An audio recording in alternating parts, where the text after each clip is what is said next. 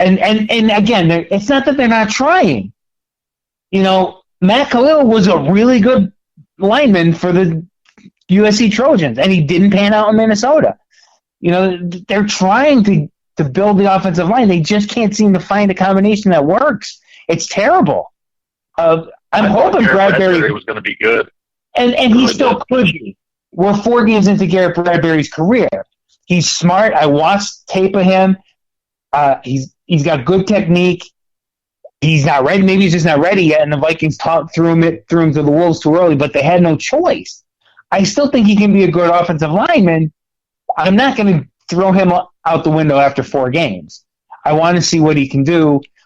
But, hey, we've got a game plan around what our offensive line strengths and weaknesses are, and we're not doing that.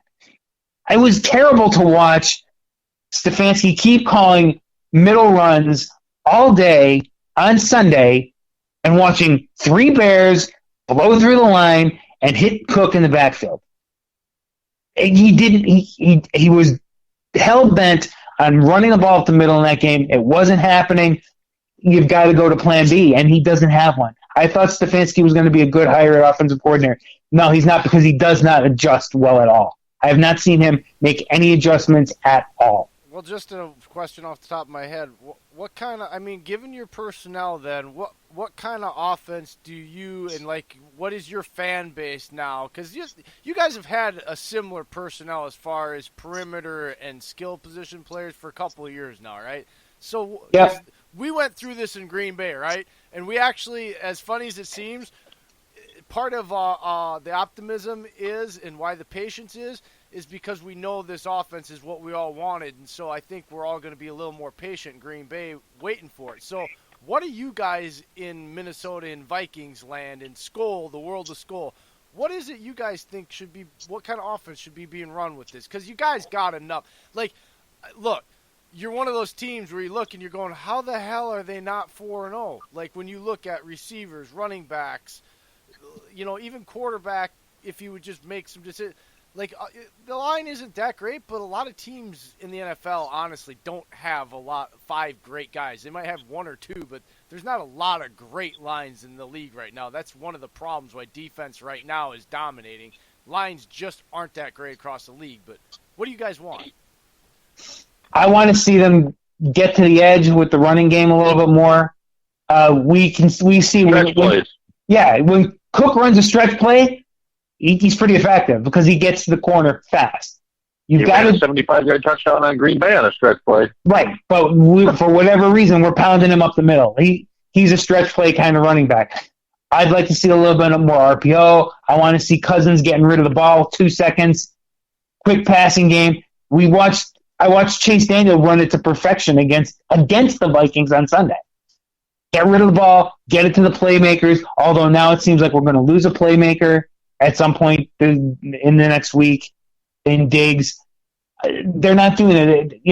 Thielen wants them to throw the ball deep. Guess what? You can't go deep if your offensive line can't keep the defense off of your quarterback's back.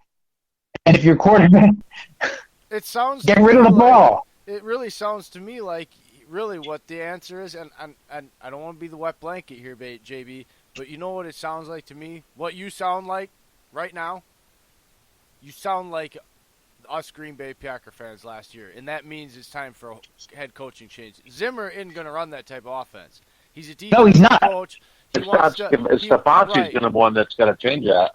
But the last 2 offensive coordinators got fired for trying to do what the Eagles did. John DeFilippo didn't even get a chance to actually install the offense enough to see if it was going to work. He only gave samples. Right, and he got fired because Zimmer got frustrated with it not doing what he wanted to do, and the same thing with the next guy that came in. So what the hell do you think this offensive coordinator is going to do? Look, I don't want to be a Debbie Downer, man, because I think you guys this season isn't trash, but if that's what you're really looking at, and if it continues like this, that's really what Green Bay was at. You're looking for a new offense, and your head coach that's not his MO. That means it's time to make a change there. No, and I, and like I said, hey, look at my Twitter handle. I love Mike Zimmer, but we know he's we know that's. But I'm tired of watching him do nothing with the offense, nothing creative, nothing exciting. It's a really dull offense. You've got to figure out a way to get the most out of your offensive line, and running off tackle plays with Dalvin Cook is not the answer. You get Diggs coming on some jet sweeps. Adam Thielen, when he came into the league, would go out there and they called 3 or 4 plays a game where Adam Thielen was coming around on jet sweeps, and they were effective. I don't see any intervention in the Vikings offense at all. Well, I saw a recommendation that you said earlier that I kind of caught wind of, and I like it. Irv Smith Jr. is fast enough. You can put him in the slot because he is a very, very, very, and I said this out of college when he came out of Bama, he is a very underrated route runner. The guy runs very crisp routes, and I can't believe they're not using him already. Well, they're starting to use him more, but they're not using Rudolph enough. So if they're going to trade Diggs, I don't see a problem with moving Irv into the 2 spot at wideout and going with him and Rudolph on the field at the same time. I think that could be interesting to watch because, Irv runs great routes. That kid there's a reason I wanted him for Green Bay, and y'all snagged him. I'm like, no! He was on our board, JB, and he is a freak. He's a tight end that he's got that tweener body for a tight end, right? So he's not overly too big to play on the outside, right? But usually guys like him don't have the skill set he has on both, because dude, he can wham block, he can chip block, he can do all the stuff that you want. He learned from Saban. He produces tight ends to do that. But when you split him out, it's like he's almost like 2 different players in one. Like, I was really high on him coming out of college, and when you turned on his tape, it's like he was very impressive for a young man, and everything they asked him to do, and his ability to deliver, and his athletic talent. Yeah, I don't think it would be like, it might actually help Cousins to have a guy like that out, because it gives him both Thielen and Diggs are kind of the same body style. They're really not great at the 50-50 physical contested balls, and I think what? They're just not. No, Thielen's actually pretty good at the contested pass. Yeah, and Diggs one of the best at the 50-50. And actually, I think Diggs ranked them the top. They're the little they're the little guys, though, man. Like, they're not big bodied, big like. Yeah, they are. No. Yeah, they are. Diggs isn't little. Look, when you look Diggs at them, actually, Diggs is actually one. They remind me like MVS is a big guy, but he's slight built. He's not big. I'm like talking physical, like he's long and lean, like T.O. Yeah, that's what I mean. I'm not talking like little. No, T.O.'s not long and lean. T.O. was a monster. Yes, like that's an Irv Smith Jr. like that. Like, I'm talking like big. Like they're slight big receivers. Irv Smith's shorter tight end though. Yeah, he reminds me of that T.O. build at wide receiver, that guy that he's going to box you out, and like he is just, you're not going to outfight him and outmuscle him when it's like that. Like, you going over the middle, when he turns his back to you, all you're going to do is make him bounce forward when you hit him.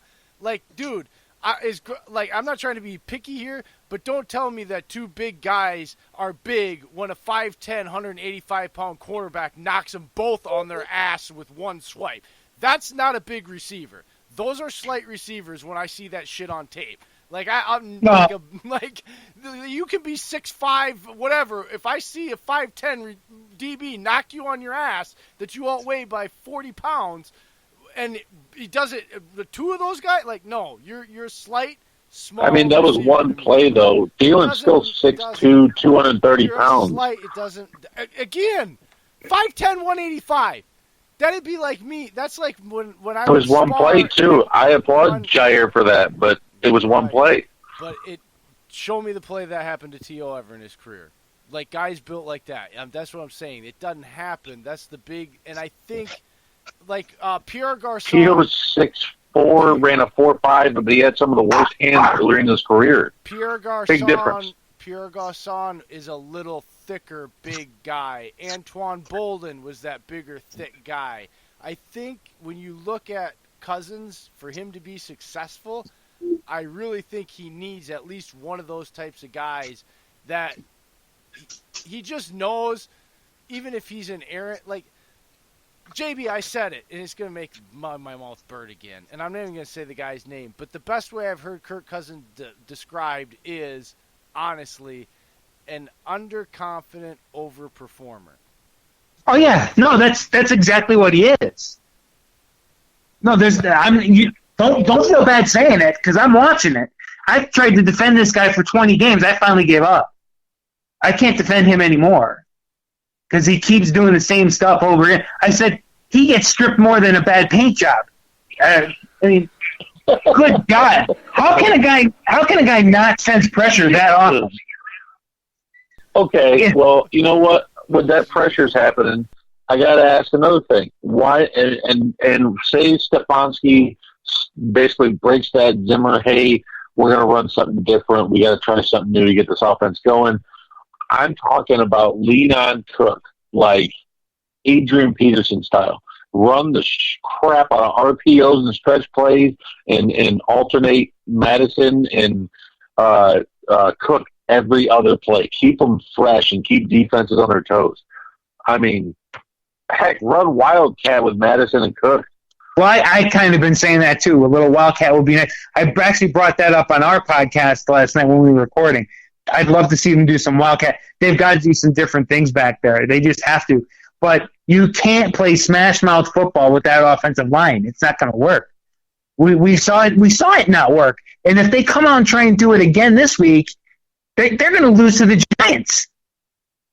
This is the Buffalo Bills 2018 game all over again. I could see it happening.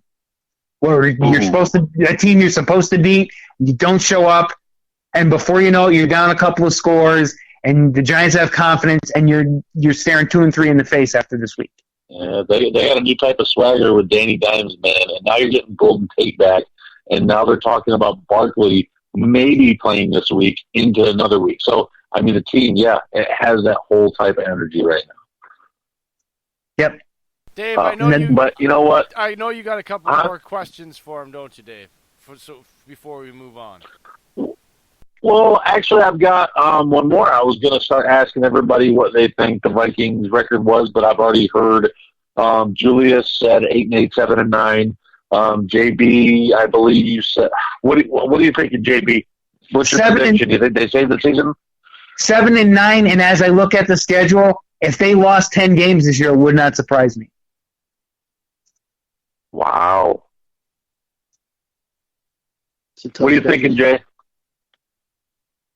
I actually don't think. Honestly, I still look at them right now as bad as it's been. There's this thing that keeps going through my head when I think about the Vikings and how bad it's been right now, and the saying is it's the regression to the mean. It's never going to be as good as it is, stay as good as it is, and it's never going to stay as bad as it is. And I think they're about as bad as their season's going to get.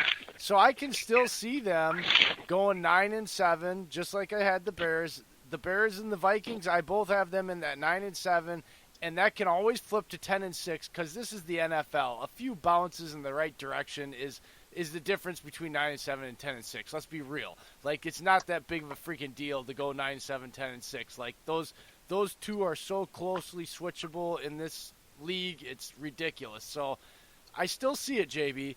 I think I can understand you guys doom and gloom there, but that's the thing that keeps bouncing in my head is regression to the mean. I think you guys have hit your as bad as it's going to be because you have a rookie center.